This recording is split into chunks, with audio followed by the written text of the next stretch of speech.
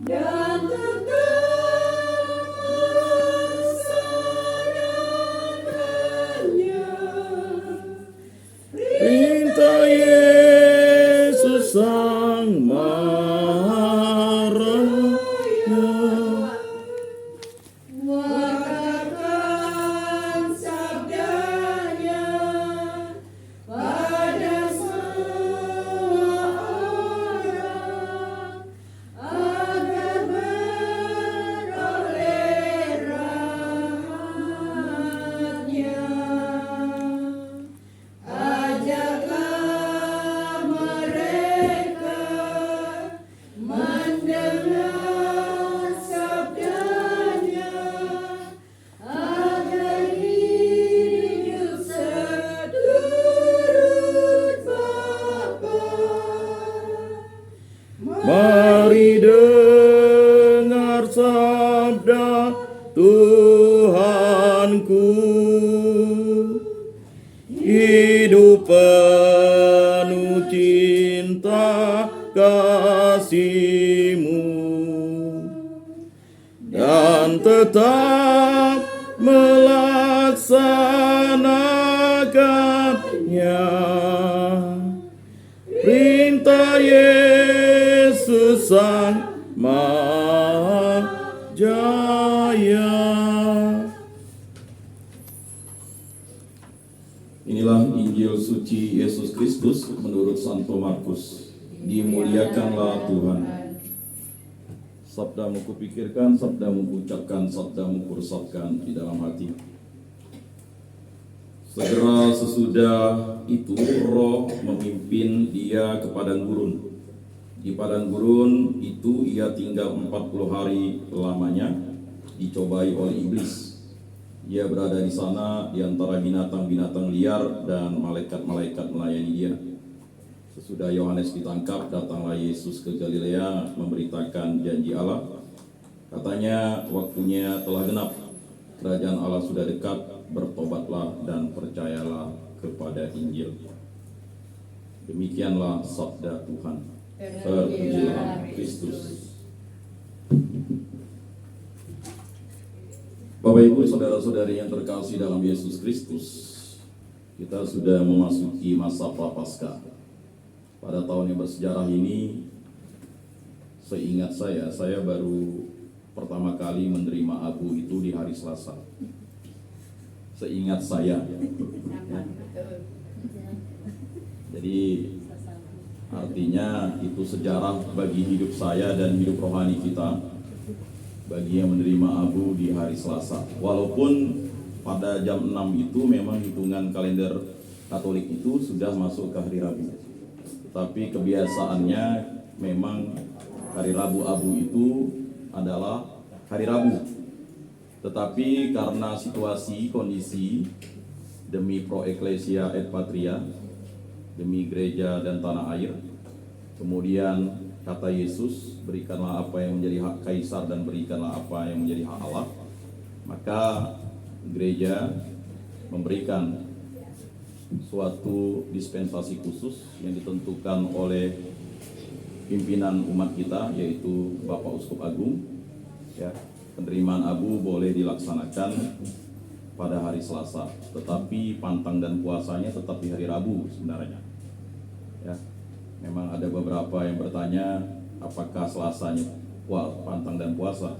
Tidak, pantang dan puasanya tetap hari Rabu. Penerimaan abunya saja digeser karena mengingat situasi negara kita mengadakan pemilu kan 5 tahun.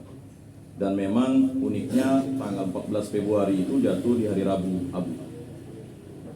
Dan ada hari Valentine, hari cinta kasih, ya, dari Santo Valentinus. Jadi ya tidak mengapa, tidak masalah. Dan masih juga diberikan dispensasi untuk menerima abu pada hari Minggu ini kalau di beberapa paroki, ya. Jadi bagi yang belum menerima abu itu sebenarnya masih dikasihkan kesempatan.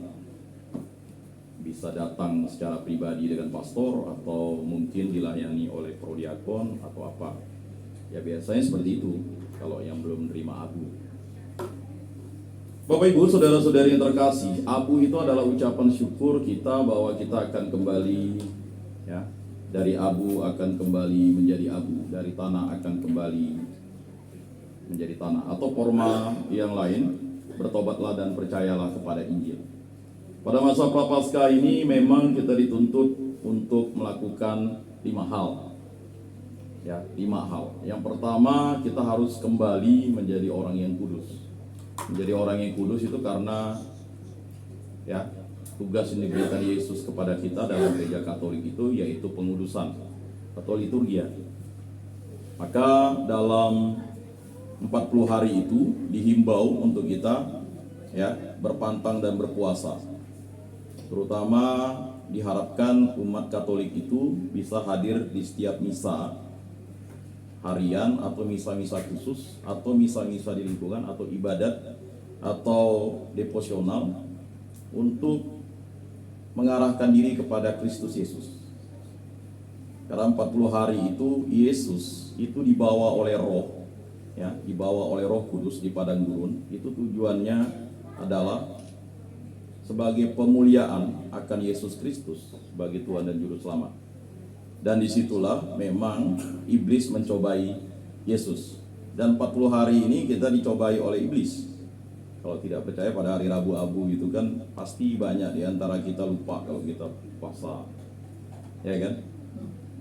Puasa itu makan sekali kenyang ya, tapi minum masih, kan? Namanya puasa enggak makan enggak minum kan. Bahkan di gereja Katolik itu dikasih dispensasi 2 hari ya wajibnya, Rabu Abu dan Jumat Agung. Kemudian hari Jumat itu kita berpantang, ya kan? Tapi masih tidak sanggup juga kan begitu.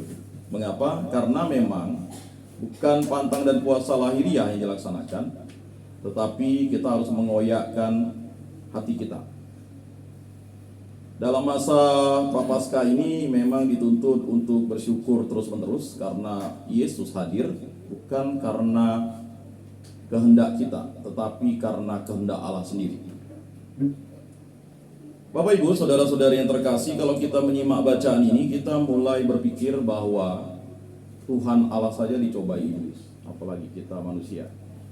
Tantangan kita di dunia ini kan ada 3. Yang pertama iblis, yang kedua itu dunia, yang ketiga hawa nafsu. Nah, 3 hal itu kalau berkolaborasi bahaya. Iblis ada, dunia memang memungkinkan, kemudian hawa nafsu. Karena hawa nafsu itu ada dalam diri kita. Karena tidak mungkin hawa nafsu itu, ya, tidak ada di dalam diri kita. Karena kita memiliki kehendak bebas yang diberikan oleh Allah, itu karunia yang diberikan kepada kita karena memang sudah disabdakan oleh Allah. Semua buah di taman ini boleh kau makan, kecuali 1 buah di tengah-tengah pohon itu jangan sekali-kali kau makan. Kalau kau makan kau akan mati. Itulah janji Allah kepada manusia. Manusia harus menaatinya. Anehnya manusia itu malah tertarik dengan buah yang bisa membuat dirinya mati. Nah, itu. Terkadang kita heran, kita lebih mudah melaksanakan dosa ketimbang berbuat baik. Kalau kita berbuat dosa kan upah dosa adalah maut kan gitu. Tapi berbuat baik itu membutuhkan yang namanya semangat atau roh yang menguatkan kita. Itulah Roh Kudus. Bapak Ibu, saudara-saudari yang terkasih, segera sesudah itu roh memimpin dia ke padang gurun. Ini banyak yang bertanya kalau di tema APP 2 tahun yang lalu itu ada seorang bapak, dia salah mengambil kitab suci. Kitab suci terjemahan baru, kitab sucinya itu tidak di imprimatur atau nihil obstatnya itu belum dikeluarkan oleh KWI. Jadi hati-hati juga orang Katolik itu membeli kitab suci, ya, karena ada kitab suci itu yang belum ada imprimatur atau nihil obstatnya. Jadi dari kitab suci kita itu ada LBI, Lembaga Biblika. Bahkan kitab suci yang terbaru itu bukan terbaru maksud artiannya itu baru firman dan sabdanya, artinya itu baru 2 tahun lalu kalau tidak salah baru diedarkan, dan itu pun belum dimiliki oleh semua umat karena tidak mudah untuk, ya, memberikan sosialisasi untuk merubah sesuatu. Kayak amnese itu agak sulit memang. Butuh waktu beberapa tahun baru umat bisa menjawabnya kan. Bahkan beberapa paroki itu amnesenya masih pakai yang lama. Tidak mudah. Lalu ada sosialisasi tapi belum disosialisasikan, sudah diizinkan, direstui yang doa Bapa Kami. Tetapi tidak bisa juga serta-merta itu langsung dirubah. Jangankan itu, lagu atas nama Tuhan dan dalam nama Tuhan itu juga teksnya juga masih atas nama Tuhan. Kalau kita nyanyi ya kudus ya. Nah, kan ada yang pakai atas nama Tuhan, ada yang dalam nama Tuhan, yang sudah core-nya memang sudah terbiasa dalam nama Tuhan. Nah, itu juga butuh proses panjang untuk menyadarkan umat bahwa tata gerak dalam gereja Katolik itu ya butuh proses. Jangankan itu, kalau kita misalnya waktu konsentrasi oleh imam, itu banyak tata geraknya itu kan dulunya seakan-akan tata gerak yang mengangkat tangan ke atas itu lalu menundukkan kepala itu yang benar. Padahal yang benar itu lihatlah ya. Terkadang umat itu karena saking mungkin mengikuti gaya-gaya, ya saya tidak tahu gaya siapa, lalu karena dulu pernah saya ingat itu seorang bapak itu tetap konsisten melihat. Lalu banyak orang bilang itu yang salah. Salah dari mana? Itu yang betul. Sekarang udah kembali ke yang betul gitu. Ya. Seperti mengambil air kudus itu kan cukup sekali saja air kudus. Ya kan? Dan yang paling sering ini masih perlu disosialisasikan adalah umat itu berlomba-lomba pulang padahal lagu penutup belum selesai. Kalau terlambat enggak masalah katanya kan, tapi kalau lagu penutup udahlah terlambat, lagu penutupnya enggak selesai ya. Ini memang sesuatu yang harus disosialisasikan ya perlahan-lahan kepada umat. Kalau umat ditegur justru itu malah ini oknum pengurus DPP-nya atau bahkan dia paling rajin kok, dia paling cepat tadi. Padahal dia maksudnya mungkin mau ke toilet mungkin ya. Nah, tapi diikuti. Nah, itu sering tuh terjadi. Padahal kalau kita tahu, nggak mungkin kan lagu pembukaan kita masih utuh dengar ya berdiri kan. Nah, lagu penutup itu langsung dia kalau udah selesai satu bait, apalagi kalau core-nya nyanyikan 2 bait langsung dia. Ya. Sampai imannya suster juga terpengaruh ya. Harusnya suster tetap bertahan ya. Tapi karena umat sudah keburu hilang lari, dia juga lari juga ya. Dan ini memang butuh yang namanya kedewasaan. Dalam masa prapaskah itu mungkin boleh kita rubah. Kita tidak mungkin merubah diri kita banyak-banyak, tetapi kita merubah. Sama seperti membuat tanda salib. Membuat tanda salib kan cukup 3 kali saja sebenarnya. Ketika imam itu ya kan memulai misa itu dan menutup misa itu, dan lalu ketika mendengarkan ya Injil. Dan banyak juga yang sudah